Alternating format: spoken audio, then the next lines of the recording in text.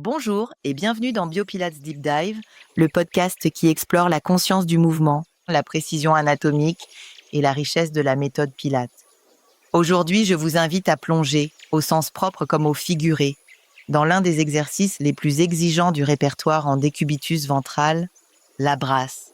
Un exercice que l'on croit connaître, mais qui en réalité demande de la subtilité, de la précision et une vraie compréhension des chaînes musculaires profondes. Commençons par la position de départ. Je m'allonge sur le ventre. Mon bassin est neutre, ma colonne aussi. Les jambes sont longues, parallèles, en adduction ou légèrement en abduction à la largeur des hanches. Les chevilles sont en flexion plantaire. Les orteils sont doucement pointés, pas crispés, juste tendus vers l'arrière. Les bras sont fléchis, les mains proches des épaules, les paumes vers le tapis et surtout les omoplates stabilisées, connectées. Je respire pour préparer.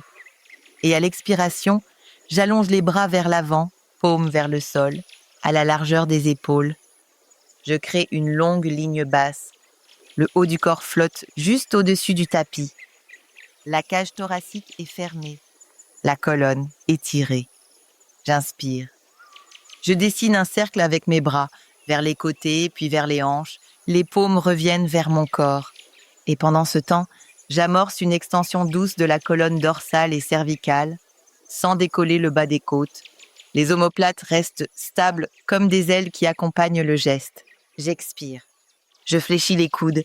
Je laisse les mains guider le retour vers l'avant et je replonge le torse dans cette position longue et basse.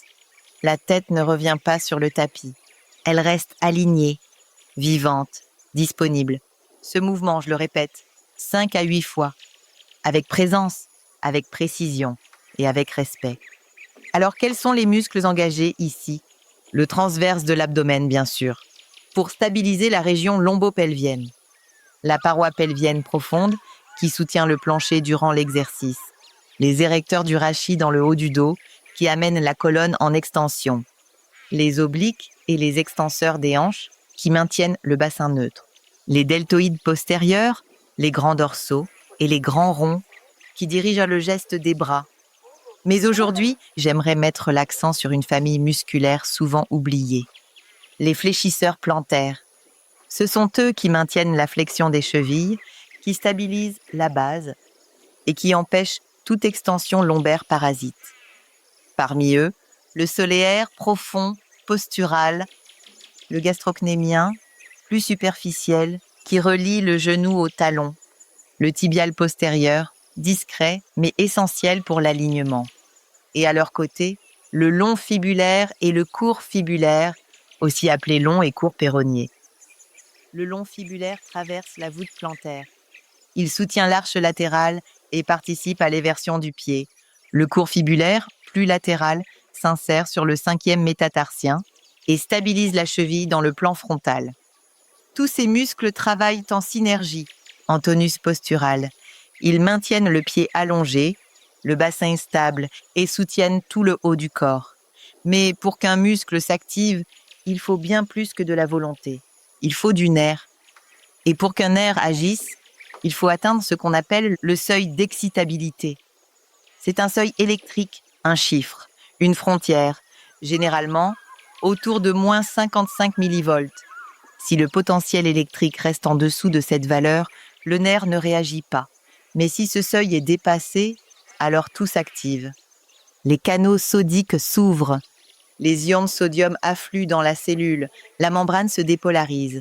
Le potentiel passe de moins 70 à plus 30 millivolts. Et cette onde électrique se propage le long de l'axone jusqu'aux muscles.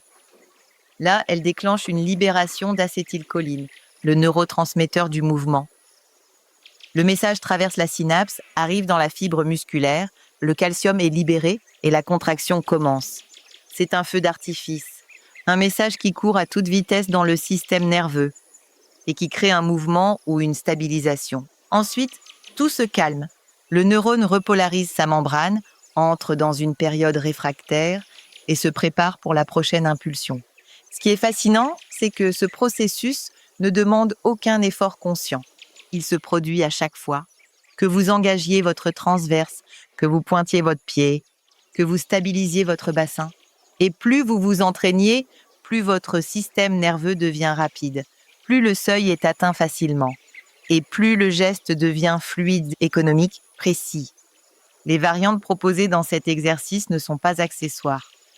Elles affinent le travail, elles le rendent plus intelligent. Le cerceau entre les chevilles crée une résistance dans le bas du corps. Le flex band dans le dos intensifie la mobilisation scapulaire. Le coussinet sous les épines iliaques antéro-supérieures corrige l'antéversion du bassin. L'éponge entre les genoux renforce l'axe médian. Et tous ces outils modifient aussi la proprioception, la réaction nerveuse, la finesse du mouvement. Au fond, la brasse est un exercice global. Un exercice de coordination, d'ancrage et de régulation. Un exercice qui nous rappelle que le mouvement, ce n'est pas juste du muscle. C'est du souffle, de l'intention, de l'électricité et de la mémoire. Merci d'avoir écouté cet épisode de BioPilates Deep Dive. Je vous retrouve très bientôt pour une nouvelle exploration du corps en mouvement. Prenez soin de votre posture, de vos nerfs et de votre souffle. À bientôt.